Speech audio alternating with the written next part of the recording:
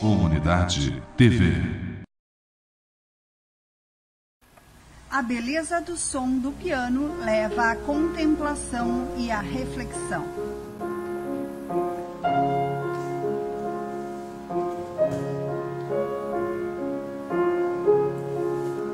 O pianista uruguaianense Eduardo Lagreca Fam, 30 anos de idade, filho de Jaci e João Fam, segue a tradição de duas famílias voltadas para o piano, Picaveia e Zácaro.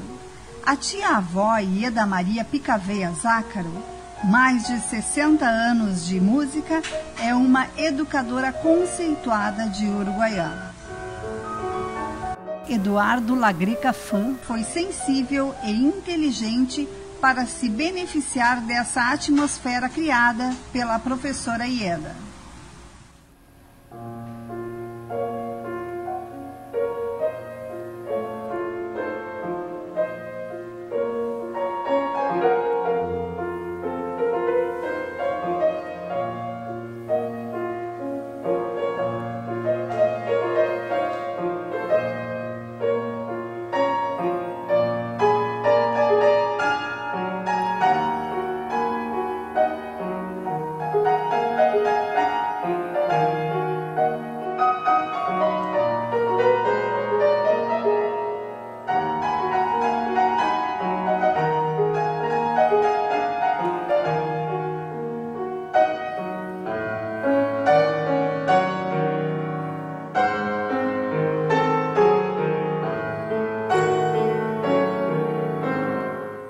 Olá Uruguaiana, olá programa Comunidade TV. Eu nasci na cidade de Uruguaiana mesmo.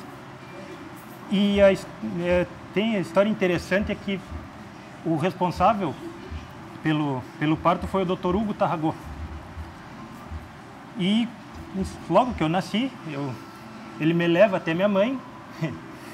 E aí ele pegou, olhou para as minhas mãos e olhando para minha mãe, mas que guri que tem a mão, que tem os dedos grandes, esse guri. Se ele não for pianista, ele vai ser ladrão. Por aí, talvez tenha sido uma profecia, talvez daí tenha começado a trajetória, mas é uma história que eu digo, olha, acho que começa daí já meu caminho na música. É uma história bem legal essa de Caxias, que também talvez tenha sido uma das coisas que definiu que era esse o caminho na música, não sei, mas que eu caminhando com meu pai e com a minha mãe no shopping, normal, e aí passa por uma loja de instrumentos ou de brinquedos, agora não me lembro ao certo. O fato é que eu vejo um tecladinho pequenininho, e aí eu embestei porque queria aquele tecladinho.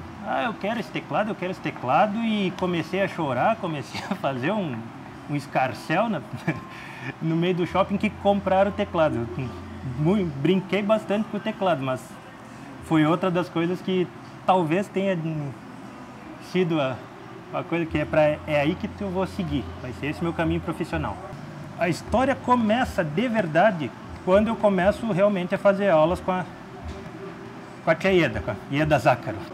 Dali foi que a coisa toda começou. Antes disso, até a minha bisavó, mãe dela, Olga Picaveia, já era professora de piano, então ela já tinha uma trajetória bastante interessante na música, passou isso para a tia Ieda, e dali então eu fui até entrar na faculdade, praticamente eu fiz aula com ela. O Eduardo, com 6 anos de idade, começou a estudar o piano. Ele gostava muito de tocar e todos os dias ele treinava. Às vezes, na saída da aula, ele ficava, ou ele ia no turno contrário, ele estudava de manhã e ia na parte da tarde para fazer o seu estudo de piano. O Eduardo queria estudar piano e eu disse a ele que ele tinha que estar alfabetizado para poder estudar piano. Ele queria saber, então, o que era estar alfabetizado. Saber ler e escrever. Ele me disse, mas disso eu já sei faz muito tempo, assim que eu posso começar. E foi assim que ele começou a estudar piano. Logo que eu nasci em Uruguaiana, eu vou morar junto com meus pais em Caxias do Sul. Então eu estudei lá, fiz o pré, fiz a primeira série.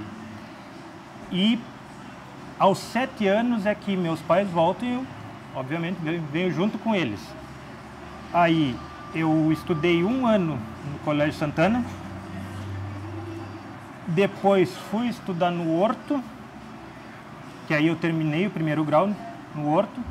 E todo o segundo grau eu fiz na escola uruguaiana.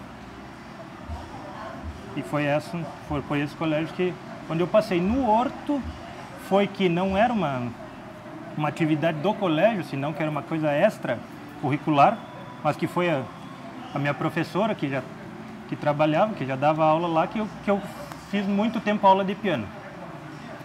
Que eu fiz aula com a minha, que eu costumo dizer, a minha tia, minha família, que foi uma das responsáveis da Ieda Zácaro. Dos 7 até os 17 anos foram as aulas particulares, que eu digo que foram as aulas com a tia Ieda, que foi essa base. Eu parei 1 ano, se eu não me engano. Eu fiquei 1 ano que eu parei naquela dúvida, né, de guri, assim, o que eu vou fazer da vida, qual carreira eu ia seguir. Não sabia muito bem se tinha a música ainda como uma coisa certa, mas enfim. Dos 7 até os 17 anos foi com a tia Ieda. Dos 17 anos aí eu faço o vestibular para a Universidade de Santa Maria. E aí então fiz a faculdade com a professora Vera Viana. E além dos outros professores que tive, mas a professora Vera foi a mais referente, porque foi que me deu aula de piano, então foi a principal. E aí me formo com 23 anos, 22 ou 23 anos, agora não estou bem ao certo. E ali, então, depois eu vou a Porto Alegre, fico lá morando 1 ano, trabalhando, trabalhei como pianista acompanhador, acompanhando alunas de canto da URGS, 2 alunas de canto. Dei aula por muito tempo lá, por esse 1 ano, na escola de música.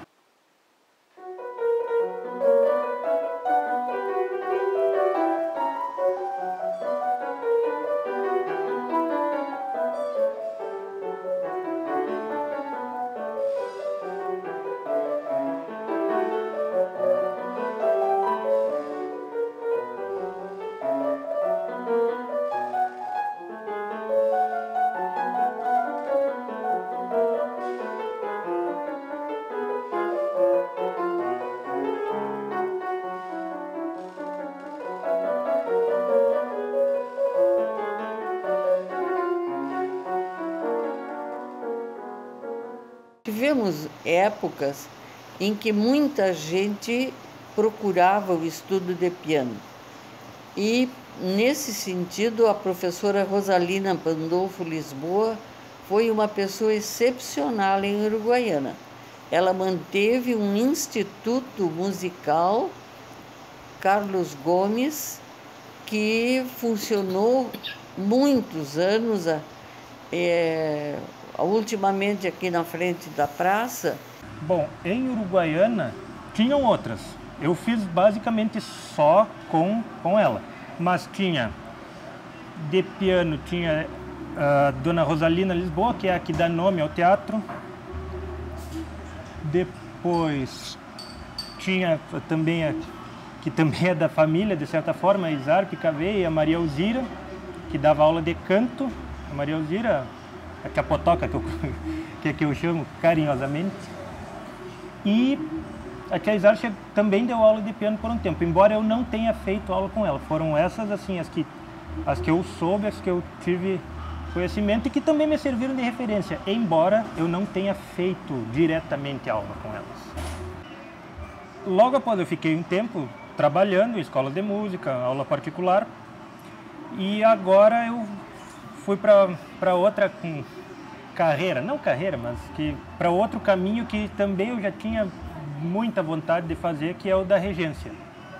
Então agora estou fazendo bacharelado em regência da Unirio.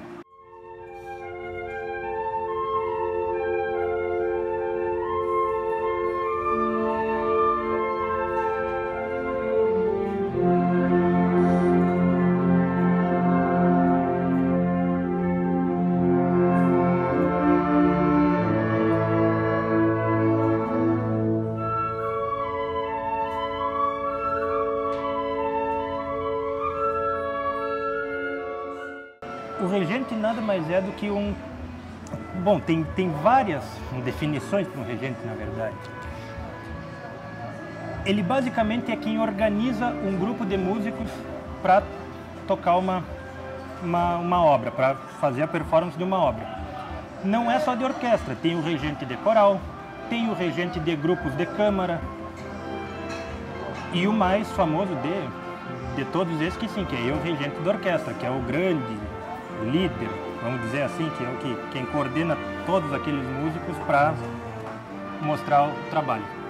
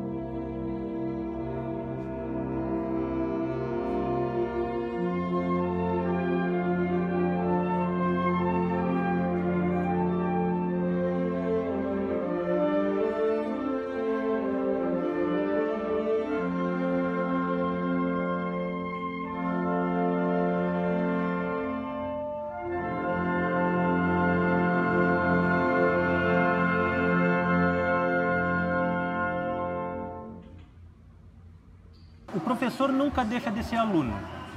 Para ser um bom professor, a gente precisa também tem que ser um aluno. O exercício tem que ser diário.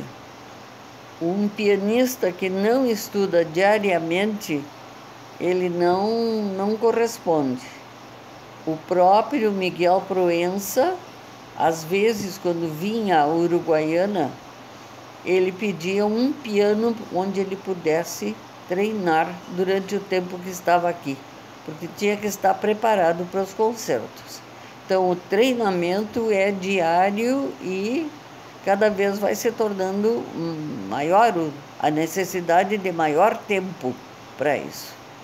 Mas o fato de, quando comecei a dar aula, ali é que eu percebi que eu precisava melhorar enquanto aluno.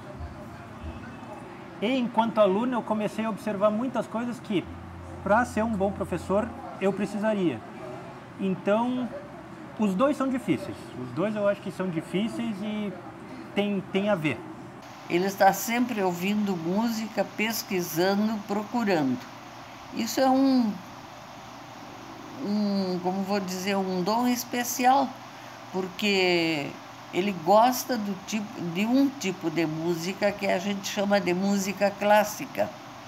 E ele se dedica a essa música. Ele tem um bom ouvido e ele gosta de tocar também, então isso também ajuda bastante. Teve uma vez que eu li uma entrevista de um clarinetista, agora eu não me recordo o nome. Acho que era Gabriele Mirabassi, quando ele fez uma gravação junto com o André Memari. E nisso aí ele fez uma descrição para mim que é perfeita. Só existem dois tipos de música, a boa e a ruim. A boa é a que te agrada, a que te dá prazer de ouvir, a que tu te interessa. E a ruim é aquela que tu não busca ouvir, tu não tem nenhum apreço, mas ela existe, ela está lá e não tem problema nenhum. Então, eu comecei, sim, estudando música clássica, gosto muito, mas os ritmos populares, de certa forma, também fazem parte. Se a gente pegar Ernesto Nazaré, Chiquinha Gonzaga, Villa-Lobos usa muito dos ritmos populares, compositores argentinos, Ernesto Lecona, Remo Pignoni, quem mais? É tanta gente, Carlos Guastavino, que usam direto de ritmos populares uma música que é tida como clássica, que é tocada em salas de concerto. Então, os dois campos hoje eles estão muito, eu vejo eles como muito próximos. Para mim não cabe mais essa distinção entre música clássica e música popular. As duas são boas, as duas têm coisas muito boas e estão aí para quem quiser. É muito complicado dizer que existe um que é o melhor, que é o que mais toca, que é o que mais... E o Brasil teve muitos bons pianistas. Hoje, no Brasil, um que não é só aqui, é no mundo, tá? Que é reconhecido, que é respeitado e tem um trabalho muito bom, é o Nelson Freire. E a mim também muito me agrada, é um dos que eu considero melhores. Mas antes nós tivemos lá Madalena Talhaferro, Souza Lima... É tanta gente que agora até dá um nó na minha cabeça, mas tem muitos pianistas bons no Brasil. É uma sensação maravilhosa a gente sentir que ajudou a desenvolver aquele dom que a pessoa já trazia, né? O Eduardo é um dos alunos que passou por mim, então a gente fica feliz da vida de ver que eles realizaram aquilo ao qual se propunham, né? Que é ser um pianista mesmo. Obrigado, Comunidade TV, e um abraço ao pessoal de Uruguaiana. Ouçam muita música, aproveitem e é isso. Muito obrigado.